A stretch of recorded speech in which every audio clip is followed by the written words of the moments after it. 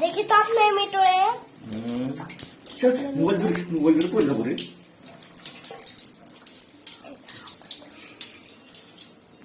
आपने मिटो की गुसल करे হ্যাঁ वाओ ए माथा মধ্যে একটু পানি দেন আরে উইরা যাবো তো টিয়া পাখিটাকে গোসল করাচ্ছি।